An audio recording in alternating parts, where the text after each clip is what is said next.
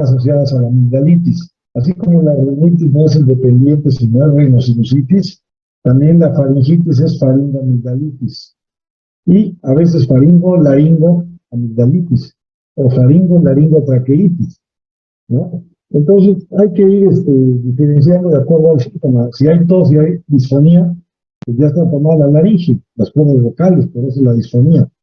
Y si hay ardor en la garganta, en la faringe, hay fiebre, malestar general, y además existe tos superior, faringe no pulmonar, pues ahí ya vamos conociendo que está la faringo y la laringe afectadas, ¿no? Y a veces todo se desencadena por un reflujo acidotóxico, bajan las defensas locales y se apoderan los virus que están ahí en los pacientes inmunodeprimidos, ¿no? Wow. Adelante.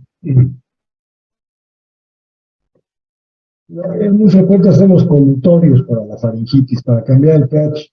Se pueden hacer gárgara de agua de sal o el Vantana autofaringio, que es la benzilamina, que es extraordinario para desinflamar.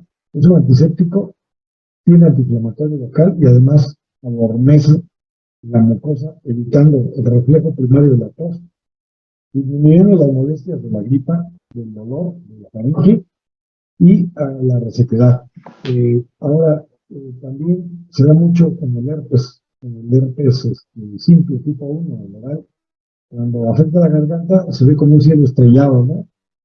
La primera etapa del virus es la diseminación y de una se hacen 2 o 3 o 4 o 5 lesiones, una autoinoculación local en la faringe, y se ve como un cielo estrellado, ¿no?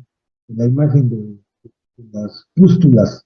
Después las pústulas confluyen, se revientan y entonces hacen una exulceración, pero no con profundidad, es superficial, es la diferencia con las aftas. Y entonces después sale una cosa donde dicen que poco a poco van autolimitándose y con esto mejora el paciente.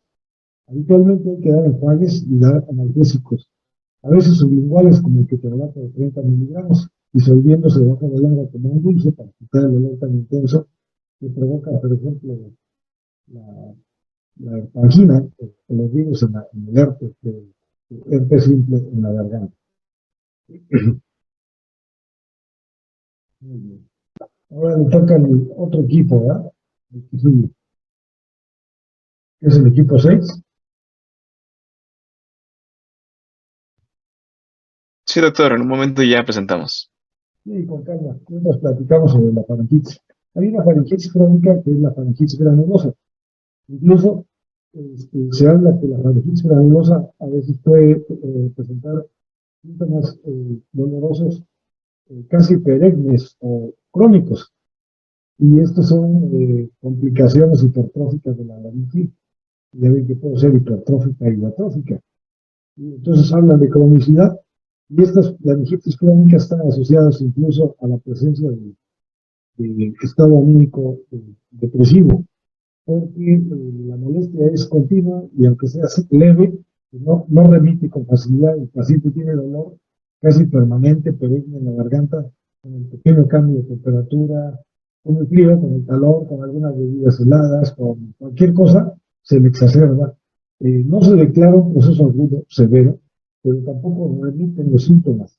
Entonces, los gránulos que se encuentran linfopiteliales dentro de la faringe se hipertrofian y dan una faringitis granulosa.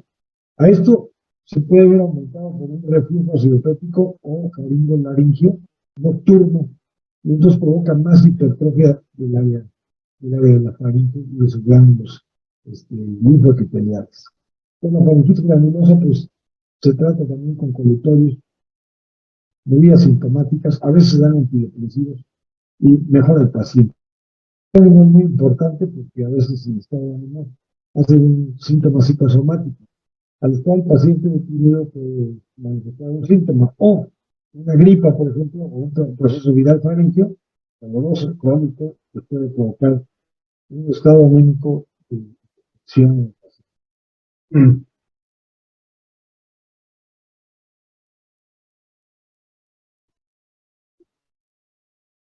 En estas enfermedades de la faringe y de la laringe, de la faringe y de las amígdalas, es muy frecuente ver cambios en las papilas de la lengua. Ya ven que están las filiformes, que tienen forma, le llaman filiformes porque parecen agujas, son las más numerosas, ocupan casi el 80% del dorso de la lengua. Entonces, luego están las de adelante, que son algunas pequeñas, que son las que captan el dulce, el salado, en las partes laterales, en la margen posterior, ¿no?, de la lengua, y las papilas más grandes, que son las de la B lingual, que están entre la B lingual y la base lingual, y que están en la vecindad de las amígdalas lingual.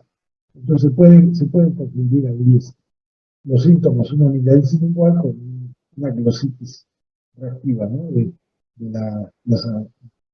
las papilas de la B lingual, que son de las más grandes, por eso a veces las confunden con tumores, algunos médicos, algunos otros pacientes, ¿no? Adelante. Bueno, doctor, creo que uno de mis compañeros ahorita no se pudo conectar, pero pues vamos No, a ningún seguir con problema. el tema. Sí, claro, claro. Es faringitis crónica lo que le tocaba, pero pues lo vamos a adelantar y ya lo dejamos para después. Sí, ¿Sí cómo pueden ver mi no. pantalla? Perfectamente. Bueno, el tema que vamos a ver ahorita es amigdalitis aguda. Ok. Ok, déjeme ver porque no quiere avanzar A la ver, diapo. Ahí está. Bueno, ya está. para empezar a hablar de amigdalitis, tenemos que tomar como la generalidad. En sí, las amígdalas se va a decir que se conforman de tejido linfoide, que a su vez también van a tener una protección o van a estar recubiertas de un epitelio plano estratificado, no queratinizado, que va a ser el sitio donde se pueden acumular diversas acumulaciones de pus o de propios alimentos, como lo hemos visto en las clases. Estas amígdalas pueden contener de 16 a 20 criptas. Van a estar como cubiertas o envueltas, como también los habíamos visto con mi compañero en la mañana, por los músculos. Anteriormente, el músculo palatogloso lo va a estar eh, como cubriendo por la parte anterior y forma el pilar anterior. Y el músculo palatofaringio va a consistir en el pilar posterior. Y ya como una base que tiene es el propio músculo constrictor superior de la faringe. Dentro de esto también va a tener un tejido especializado que lo va a estar recubriendo, que es un tejido fibroconectivo a lo que le denominamos la aponeurosis faringobacilar, que se va a encargar de dividir el propio tejido de la amígdala de los propios músculos, como lo podemos ver en esta imagen. Aquí en esta parte tenemos al músculo palatofaringio y el músculo palatogloso y el músculo constrictor superior de la faringe. Esto van a estar formando como una especie de guarda que va a contener a la amígdala palatina. Bueno, como generalidad tenemos que las amígdalas pueden ser un escenario de diversas patologías. No solamente pueden ser de infecciones virales, pueden ser hasta procesos neoplásicos malignos, ahí está lo que es más común, infecciones bacterianas. Pero no toda la microbiota puede ser dañina. Tenemos que hay colonización normal. Puede haber diferentes estafilos, estreptos no hemolíticos, lactobacilos, bacteroides, actinomices, que van a ser parte de la microbiota normal y no van a producir patología alguna. Dentro de los cuadros que vamos a estar mencionando, tenemos que en este que es agudo, la amígdala se puede tornar edematosa y las criptas van a contener un infiltrado leucocitario con detritos y epitelios bacterianos, como se ve en esta imagen. Del lado izquierdo tenemos unas amígdalas sanas, normales, y del lado derecho vamos a tener que se encuentran eritematosas con estos múltiples infiltrados que se van a encontrar entre las amígdalas. El escajadillo nos menciona que hay unos agentes causales que son muy típicos. El que es como más común que se vea, hasta en un alrededor de 15 a 30%, es el estreptococo beta hemolítico. Seguido por el siguiente, que es un Haemophilus, como el Haemophilus influenza. Tenemos el Streptococcus pneumoniae, Branhamella catarrhalis, también conocido como Moxarella catarrhalis, el Estafilococo aureus o dorado también. Dentro de los virus se van a agregar el adenovirus, el Coxsackie, como ya lo habíamos visto con mi compañera, y el grupo de herpes también entran. Y un virus también muy importante que entra dentro de esta característica es el virus de Epstein-Barr, que va a producir mononucleosis infecciosa. Dentro de las infecciones virales van a estar caracterizadas, casi igual como ya lo habíamos visto con mi compañero Javier, por odinofagia, faringodinia y habitualmente van a coexistir con faringitis y también con faringoamigdalitis. Pueden ser procesos que se pueden estar produciendo al mismo tiempo. Va a tener una incidencia que van a estar mayor en pacientes de 2 años y el tratamiento solamente es sintomático en la mayoría de estos agentes. Solamente tenemos que dar paracetamol y se acabó. No tenemos que estar administrando antibióticos. Dentro de los agentes causales, aquí vuelvo a mencionarlos, es el adenovirus, el sincial respiratorio, reovirus, parainfluenza y influenza. Son los principales agentes que pueden estar causando la hiperemia faríngea. Cabe destacar que también se pueden confundir los cuadros de virales con bacterianos. ¿Por qué? Porque no solamente los virales pueden producir la inflamación, también pueden producir el exudado faríngeo y pueden producir fiebre, entre otras sintomatologías que son como similares a las bacterianas. El libro nos mencionaba que hay que hacer un diagnóstico diferencial, que es la mononucleosis infecciosa producida por el virus de Epstein-Barr. Ya lo hemos visto igual con las exposiciones pasadas. Este va a cursar con una faringoamigdalitis, fiebre y un malestar general. Algo característico que mencionaban es que al aplicar antibiótico puede aparecer petequias en la región del paladar blando, como se ve aquí en la imagen. Son petequias de color roja. Entonces puede ser como algo, un signo diferencial para poder tener un diagnóstico diferencial. Para su diagnóstico, principalmente se tiene que hacer una biometría hemática, donde vamos a ver linfocitosis y va a haber una característica que van a aparecer linfocitos atípicos en un 10%. Y también para su diagnóstico definitivo podemos utilizar el estudio de monospot. Siguientes parámetros que vamos a ver son las infecciones bacterianas. En estas se van a caracterizar como similar en el rango de edad en pacientes de 2 a 5 años. En este caso ya cursan con un poco de sintomatología extra o agregada, como es la fiebre, adenomegalias cervicales y la disfagia. Aquí como característico se puede decir o como mayor relevancia tenemos que las amígdalas pueden tornarse mayor eritematosas y cubiertas por un exudado purulento. Esto no quiere decir que ya sea bacteriano, porque también hay etiologías virales que nos pueden producir esto. Aquí el agente causal primordial o principal que nos menciona la literatura es el Streptococcus beta hemolítico del grupo A, que pertenece a el más representativo, el Streptococcus pyogenes. Para su diagnóstico y tratamiento podemos utilizar los criterios de Centor, que aquí van a englobar tanto si tiene presencia de fiebre, ausencia de tos, exudado amigdalino y el crecimiento de las adenomegalias. El principal que se puede tomar puede ser el Kick Strep Test, que es uno para diferenciar, y el frotis amigdalino, que es como de los principales que podemos tomar. El tratamiento podemos utilizar beta-lactámicos o podemos hacer el uso de la penicilina. Si vemos que presenta alguna resistencia, podemos incluir la amoxicilina con el ácido clavulánico durante 10 días. Otras infecciones que también nos menciona es por el virus del Conibacterium diphtheriae. Este se va a caracterizar por la aparición de una pseudomembrana grisácea, como se alcanza a apreciar en la imagen. Esta se va a encontrar adherida a la mucosa y tiende a sangrar fácilmente, lo que nos puede comprometer de manera rápida la vía aérea. Característico que tiene es que no tenemos que retirar esta pseudomembrana. Esta pseudomembrana se está formando por los propios bacilos gram positivos y por las propias células. Entonces, si retiramos esto sin que se caiga sola, va a provocar un gran sangrado. Además que esta pseudomembrana puede entrar a la vía aérea y comprometerla. Su diagnóstico es plenamente clínico y podemos utilizar un frotis del exudado. El tratamiento es a base de penicilina a dosis altas y también tenemos que aplicar la antitoxina para asegurar que no se comprometa más al paciente. Otra infección que también tenemos dentro de este grupo es por las bacterias que son las treponemas. En este caso nos menciona la treponema vicenti, que es la que ocasiona un cuadro denominado la angina de Vicent. Esta se va a caracterizar por una fiebre, una adenofagia y como lo más característico es la ulceración del polo superior amigdalino, como se alcanza a observar en la imagen, y con la aparición de algún exudado blanquecino. No es tan común, pero puede aparecer. Y su tratamiento igual es con beta-lactámicos y se resuelve aproximadamente en 10 días. Y bueno, dentro de una de las complicaciones también que nos mencionaba el libro es este del grupo de los estreptococos. En este caso puede producirse la fiebre escarlatina. Esta va a ser secundaria a una infección bacteriana aguda estreptocócica en las amígdalas porque se va a producir, la bacteria va a producir una endotoxina.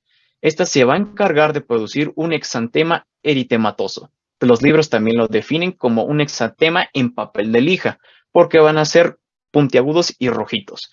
Va a cursar también con linfadenopatías graves, inflamación de la faringe, vómito, cefalea, entre otras cosas.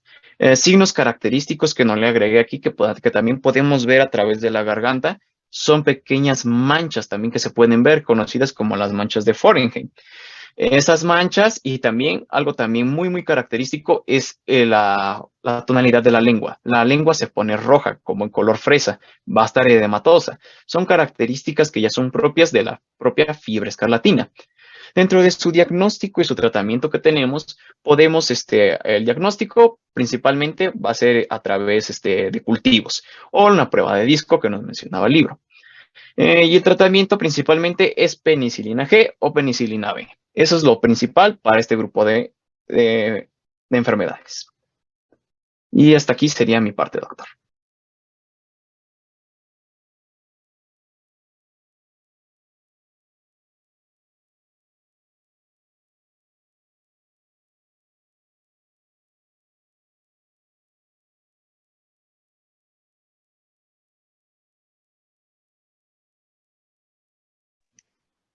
Bueno, ahora yo les voy a hablar sobre amigdalitis crónica. La siguiente, por favor. Sí, doctor. Bueno, vamos a definir a la amigdalitis crónica como el proceso infeccioso inflamatorio de la amígdala palatina que afecta de modo irreversible al estroma amigdalino y se trata de un proceso de evolución insidiosa y tórpida con periodos de actividad variable. La siguiente, por favor. Algo importante que recalcar es que en el adulto estas lesiones se van a producir en el seno de las amígdalas fibrosas y a lo largo de los años aparecen fenómenos de retracción. Al contrario de esto, en la infancia van a ir asociados a hipertrofia amigdalina, aunque no necesariamente. La siguiente, por favor. Hablando sobre la anatomía patológica, las lesiones histopatológicas se van a caracterizar por la existencia de fenómenos regresivos y desorganizativos de los folículos linfoides amigdalinos, así como por la presencia de lagunas hemorrágicas que se pueden presentar en una mayor o menor medida acompañadas de zonas de tejido necrótico. Estas zonas de tejido necrótico lo que van a hacer es que se van a posicionar de forma irregular, contribuyendo así a la desorganización de los folículos linfoides. Gracias a esto, nosotros vamos a poder apreciar una infiltración de linfocitos y plasmocitos. También podemos ver que hay granulomas centrofoliculares con hiperplasias de células reticulares y epiteloides. En esta imagen que tenemos aquí, es una amigdalitis crónica característica. En esto podemos observar estas características anatomopatológicas más relevantes de una amigdalitis crónica.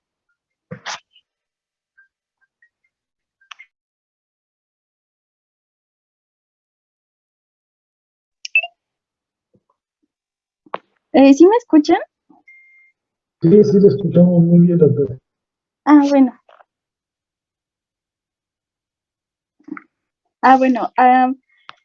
En otras regiones vamos a ver que es posible apreciar la formación de los microabscesos que en etapas ulteriores irán confluyendo para formar abscesos intraamigdalinos. A esto se lo conoce como amigdalitis crónica abscesificada. La siguiente, por favor.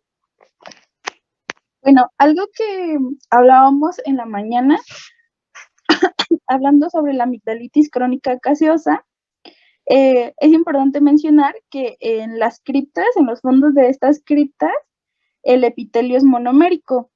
Esto va a hacer que se produzca una fracción de este epitelio a tal forma que el tejido linfoide pues se va a quedar hacia el exterior. Esto va a producir que la luz de las criptas aparece con abundante material de detritus. El detritus es un material que procede de la necrobiosis, de la descamación celular y también de restos microbianos y celulares. La siguiente, por favor. Bueno, en el interior de estas criptas se pueden organizar algo llamado como tapones. Estos tapones van a estar constituidos por estos detritus que asociados con restos de alimentos van a generar formaciones blanquecinas, duras, fétidas, que afloran por las criptas y que se denominan casium. Estos pues van a ser característicos de una amigdalitis crónica gaseosa que nos comentaba el doctor en la mañana, que pues parecen como migajas, ¿no? De bolillito. Otros enfermos también pueden que no forman casium, pero en cambio van a drenar una supuración a través de la cripta hacia la superficie amigdalina. Esto se le va a conocer como amigdalitis crónica supurativa. La siguiente, por favor.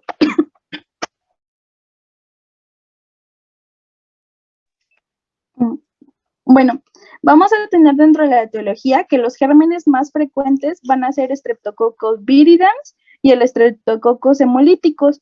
Estos van a colonizar profundamente el estroma. Generalmente esto pues va a ocurrir a partir de procesos amigdalares de repetición en los que el parénquima amigdalino va a tender a la fibrosis. A consecuencia de esto, pues la acción antibiótica pues se va a ver muy restringida y el crecimiento bacteriano pues va a quedar garantizado. Otra hipótesis que también menciona la literatura es que aparece esta amigdalitis crónica como resultado del crecimiento pues de las bacterias que se desarrollan formando una película de colonias que están en una matriz que se encuentran hecha por polímeros que ella misma sintetiza, lo cual le permite que se adhiera a al parénquima amigdalar, en especial pues a las criptas. Y ya cuando están adheridas, pues van a sintetizar polisacáridos que van a componer una matriz rica en esto que permitirá la creación de diversas colonias. Entonces estas colonias nuevas pues van a ser como, van a ser muy fuertes y por eso los antibióticos no van a poder con ellas. La siguiente, por favor.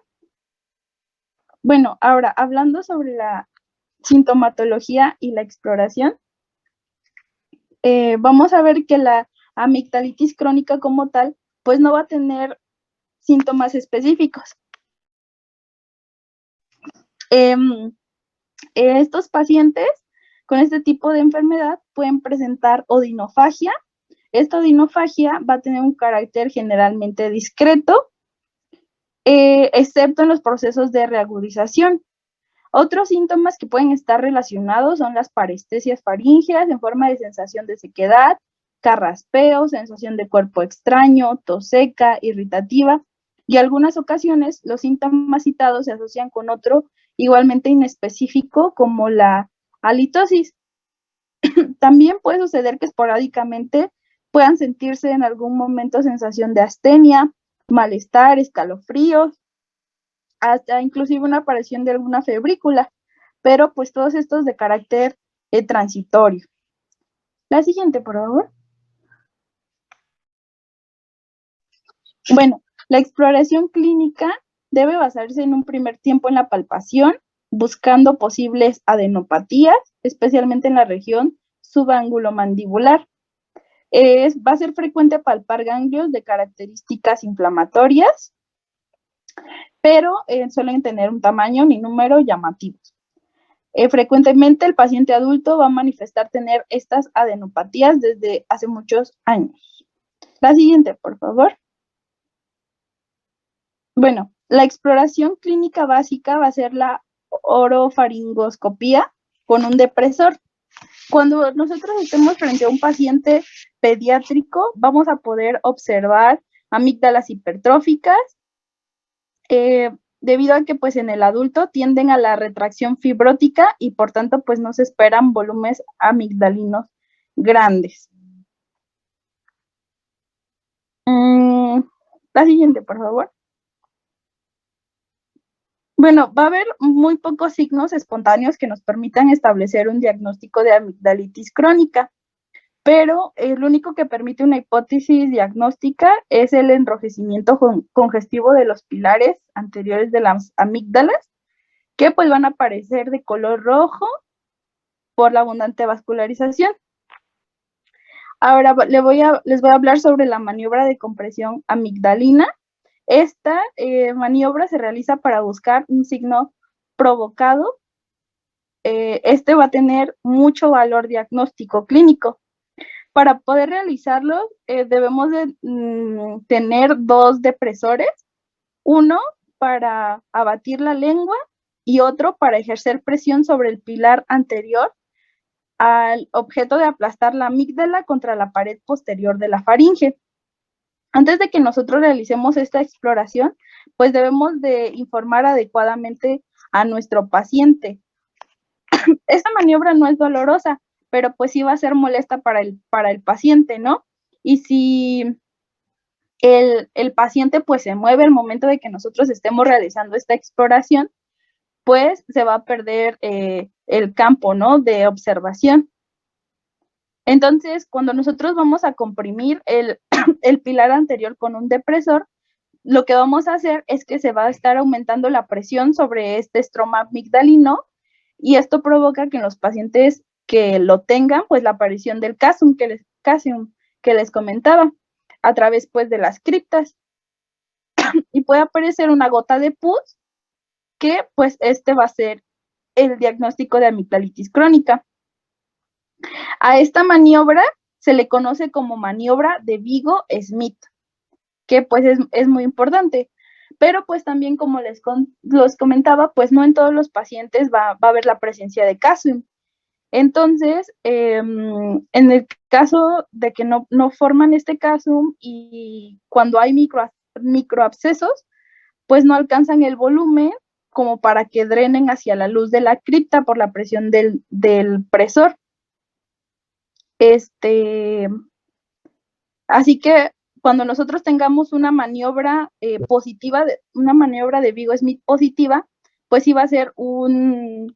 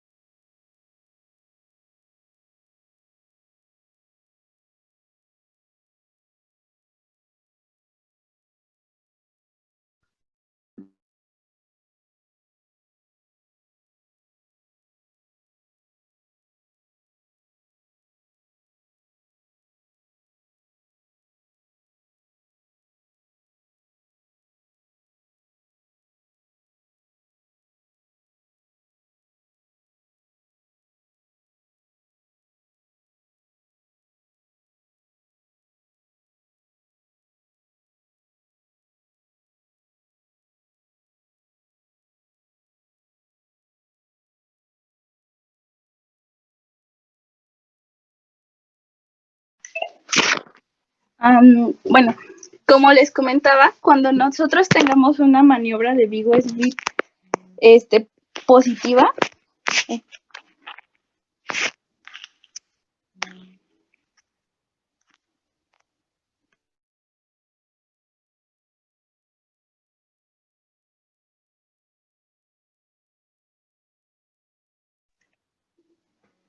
¿Ya continúa, doctor?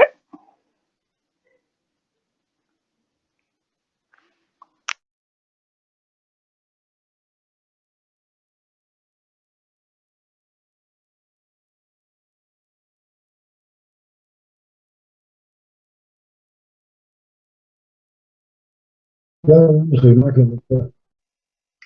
Bueno.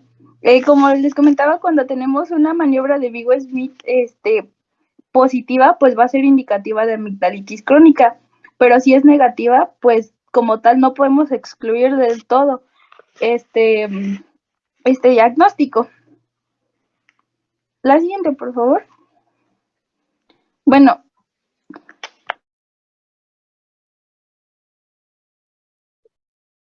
Pues ahí déjenme agregar algo respecto a lo que hemos platicado en el aula.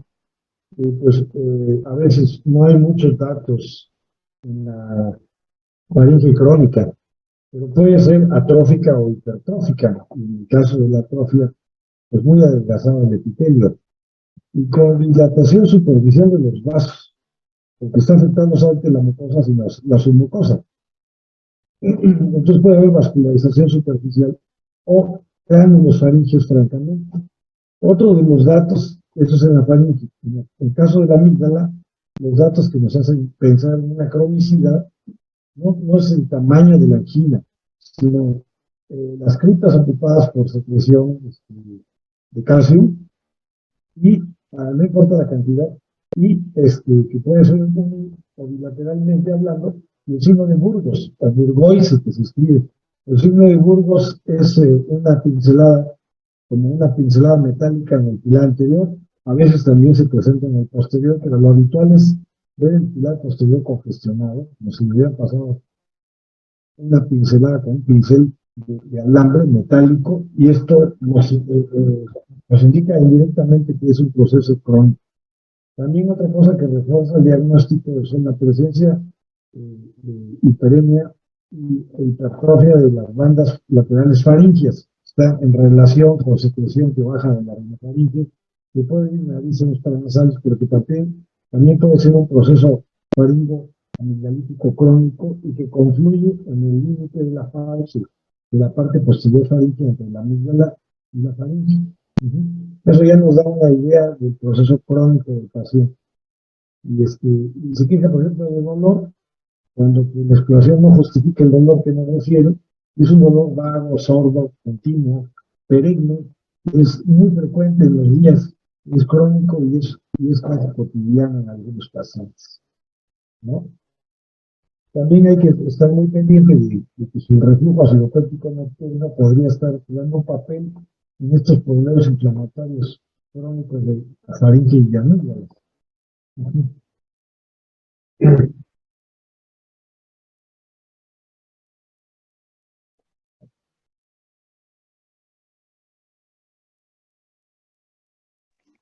bueno, continuando con el diagnóstico y el diagnóstico diferencial, pues el diagnóstico clínico va a ser basado en los síntomas que ya comentamos previamente y la maniobra de Vigo-Smith. Esto pues puede generar una aproximación diagnóstica pues bastante buena, pero pues para confirmar el diagnóstico de la amigdalitis crónica es muy importante pues realizar diferentes estudios donde podremos utilizar diferentes pruebas como un hemograma y una bioquímica sanguínea. Aquí pues esto va a ser el mismo interés, va a tener como lo fue en la amigdalitis aguda, pues nos puede ayudar al diagnóstico debido al grado de leucocitosis que tenemos. Si tenemos un aumento de neutrófilos, pues nos va a orientar hacia una causa bacteriana. Y si tenemos linfomonocitosis con presencia de linfocitos atípicos, pues va a ser indicativo de una infección por el virus de Epstein-Barr, una mononucleosis. Algo importante que también comentaba el libro es que se puede utilizar anticuerpos antiestreptocócicos. Estos, los que se pueden detectar, pues son las antiendornasas, antiestreptocinasas, antihialuronidasas y los antiestreptolicina, que se conocen como ASLO. ASLO, la determinación del ASLO, pues es la más utilizada.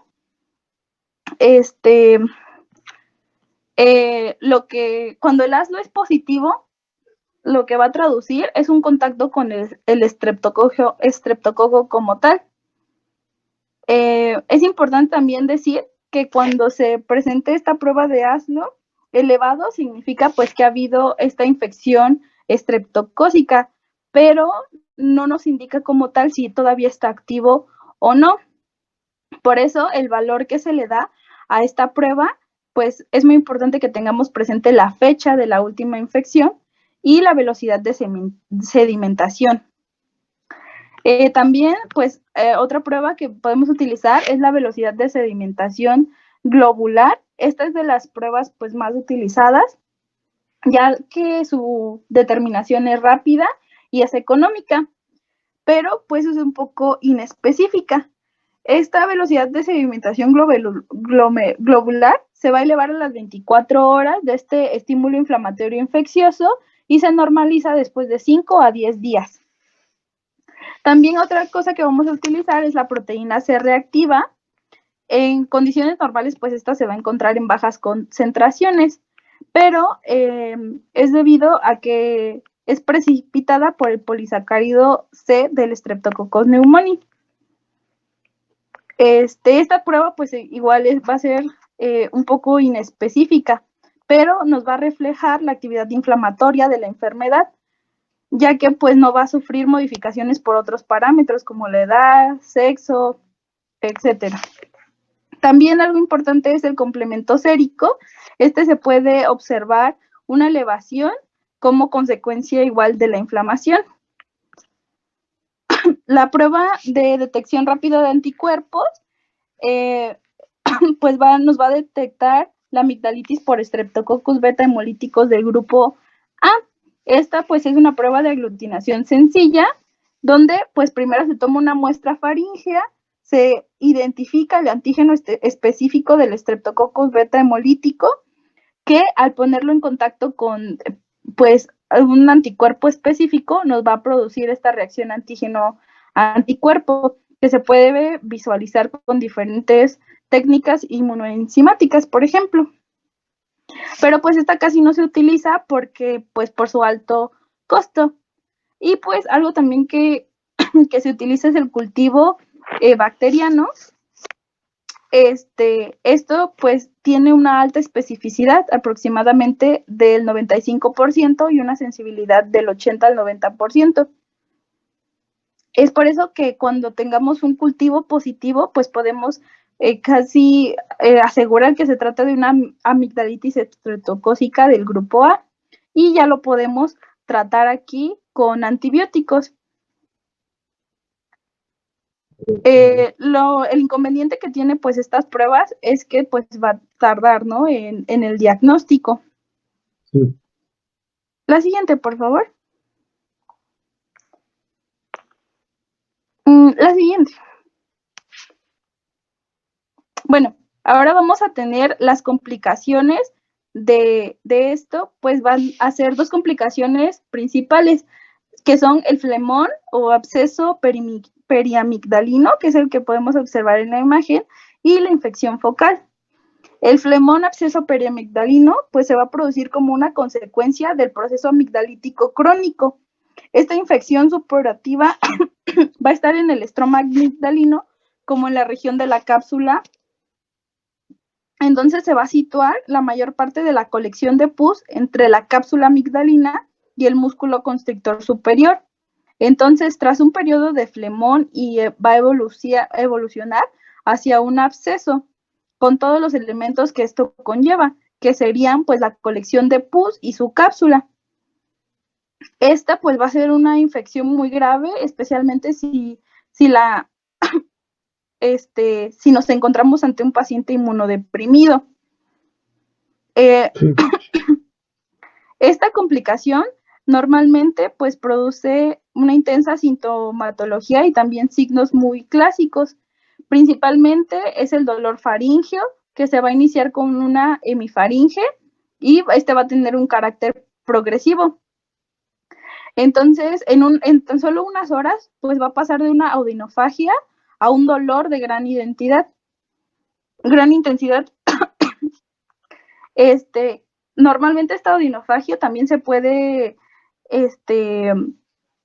asociar a una autalgia refleja.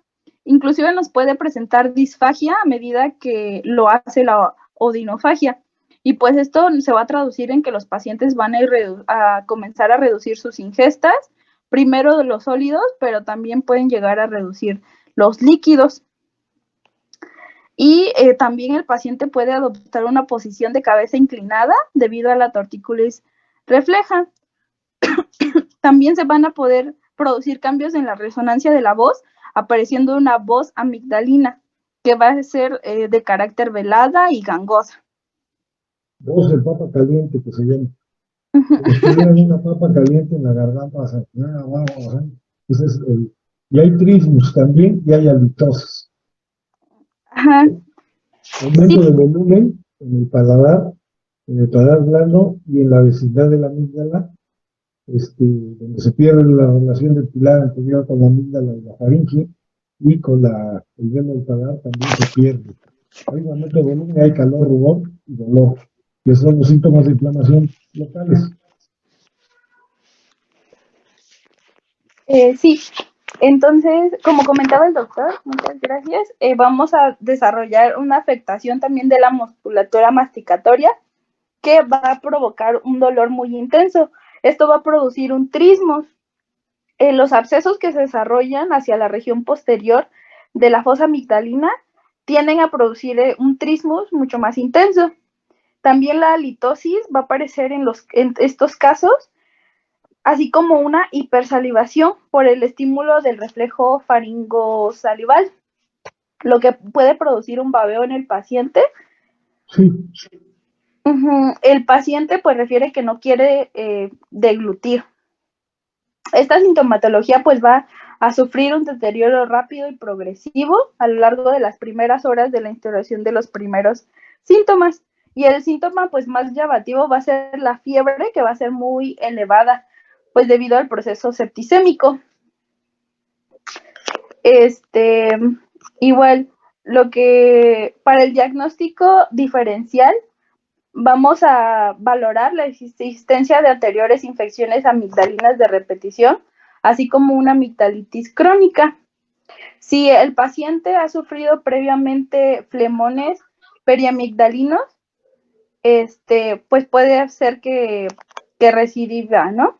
Y el diagnóstico diferencial se debe hacer con las amigdalitis unilaterales, como es el caso del chancro sifilítico o de la amigdalitis de Plau-Bison. Y la sintomatología general y local de estas dos formas clínicas de amigdalitis específicas difícilmente lo podemos confundir con un absceso periamigdalino. Claro. La siguiente, por favor. También es muy importante que sepan que el tratamiento de los abscesos es el drenaje. Se lleva al paciente al quirófano, sea adulto o sea niño, se seda, se abre la boca con un abreboca y un bajalengua automático, el de McKeown. Ya una vez expuesto el aumento de volumen en el lado afectado, se toca con el dedo, enguantado, estéril, y hay un área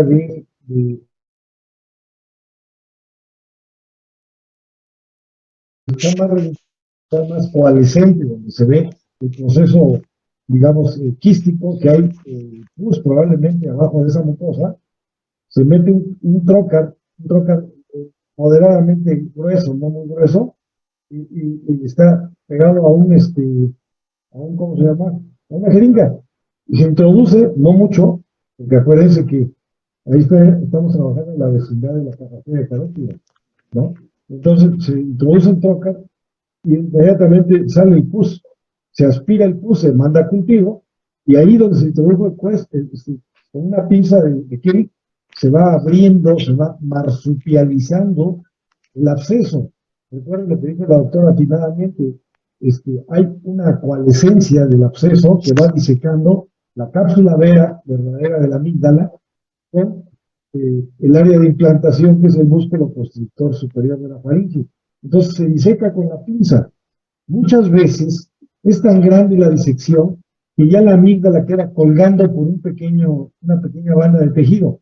Y entonces se hace una amigdalectomía en caliente. Ahí mismo se corta, se quita, y a veces en el 90% o más de los casos no hay que tener necesidad de suturarlo. ¿Por qué? Porque la inflamación de los tejidos alrededor de esa área no permite que sangren los vasos sanguíneos que quedan ahí sueltos. Entonces hay una hemostasia por edema, una autohemostasia. Y me ha tocado quitar amígdalas que ya están colgando cuando hago la disección, va la pinza buscando el área donde está el implante.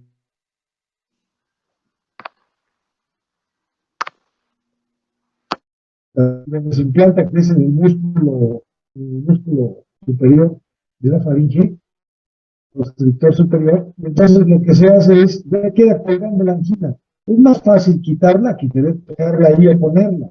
Entonces se retira y es una amigdalectomía en caliente.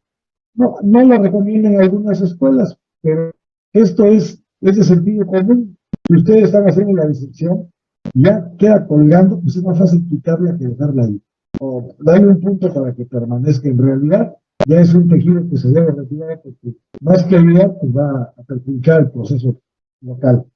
Entonces, dicen que cuando se puede drenar satisfactoriamente y todo un absceso periamigdalino,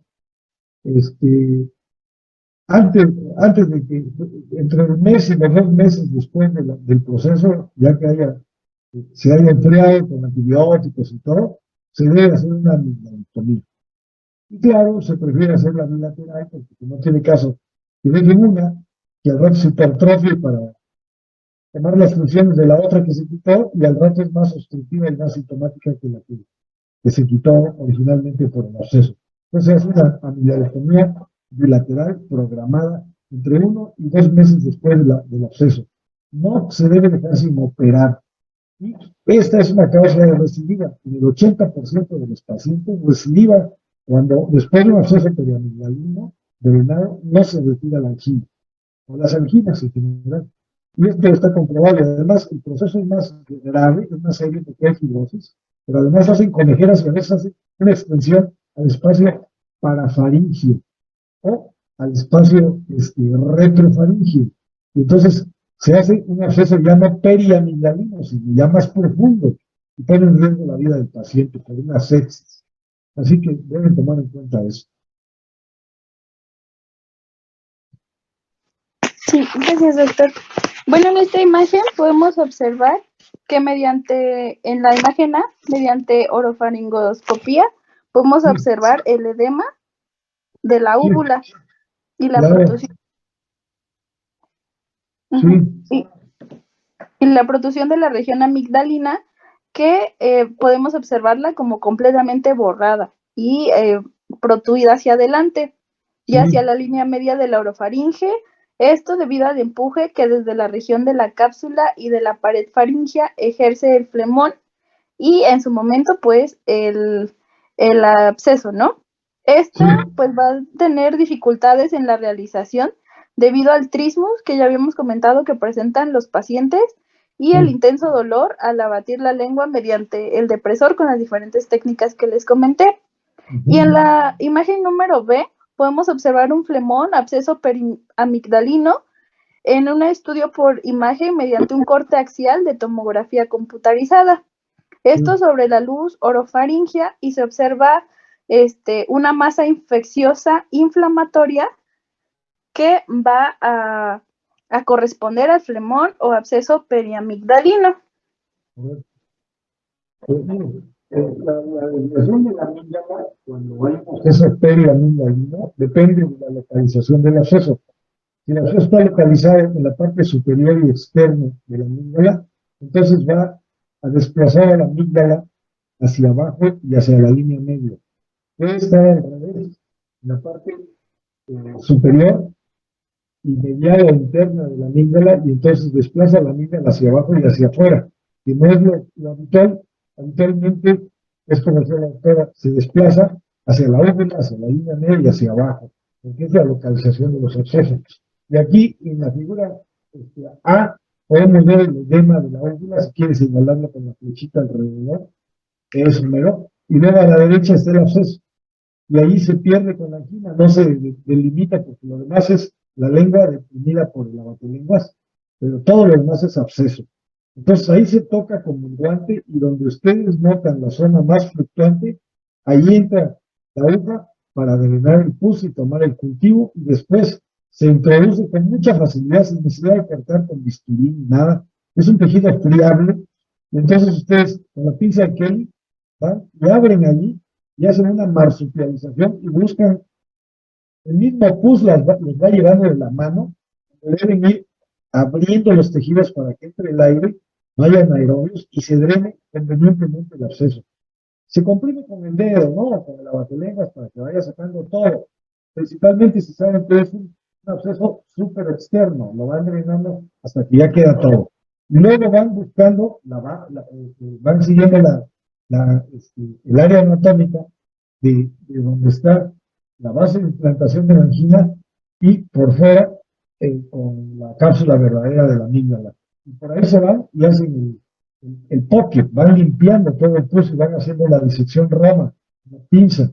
A veces se hace con una tijera, pero es más riesgoso, es mejor con la pura pinza roma de Kelly, ¿no? Y entonces, si no está colgando la angina, la dejan ahí que bien y todo. Pero si está colgando, se retira, se hace amigelectomía caliente y generalmente no requiere puntos, el edema es tan grande que no hay sangrado. Todo lo que hay es pus. Bueno, sí, el trismus impide que abran la boca convenientemente porque está tomada la musculatura de la masticación, entonces se dificulta el abordaje del absceso, pero una vez que ustedes funcionan y sacan un poquito de pus para la mayor cantidad posible con la jeringa y el trocar, entonces, y para cultivo, disminuye el trismo considerablemente porque baja el edema sobre los músculos y entonces permite mejor la abertura y no es necesario que comprima mucho la lengua hacia abajo para no provocar dolor. Lo único que van a hacer es marsupializar, donde hicieron la punción, hacia adentro, siguiendo la base de la implantación de la angina y el área natural, anatómica, donde se implanta esta amígdala en su cápsula verdadera. ¿Qué sigue?